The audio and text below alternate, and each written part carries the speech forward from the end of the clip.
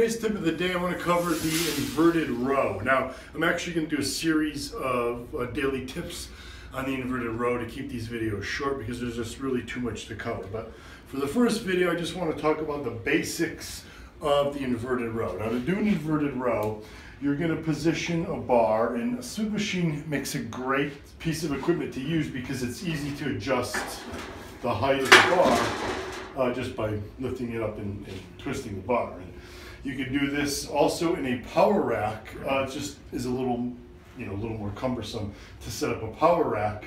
But once you set it up, you're gonna set the height up somewhere around hip height, and the higher you go, the easier it's gonna get. And the lower you go, the more closer your back is to the floor, the harder it is, the more resistance from your body. But to do this, you're gonna set yourself under the bar,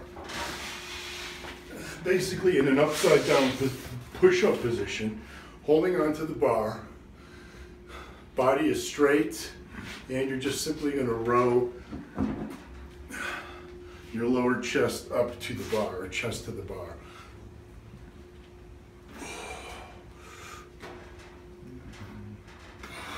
You want to try to hold it at the top and really contract the lats before you slowly lower it down. But that's the real basics on how to do the exercise. Why would you do this exercise over a typical barbell bent over row? Well, one study actually found that when subjects did the inverted row, the muscle activity of their lats was actually greater doing the inverted row than it was on standard bent over barbell row. They also found that those same subjects had a reduction in the stress that was placed on the lower back during the row. So using an inverted row is not only great for those of you like myself who have lower back issues and need to reduce the stress on our lower back, but it also increases the muscle activity of the lats. And really it comes down to what I always say is variety. Variety really rules.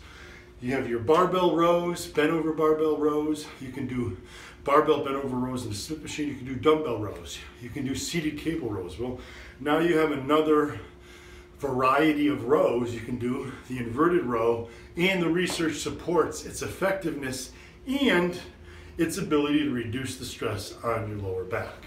All great reasons to include the inverted rows in your training. You can check my programs at jimstoppani.com that use the inverted row, but also look for my other videos that will be giving you other tips on how to do inverted rows, like how to increase the weight, how to reduce the weight, and some tips on body position. Stay Gym Army strong, guys.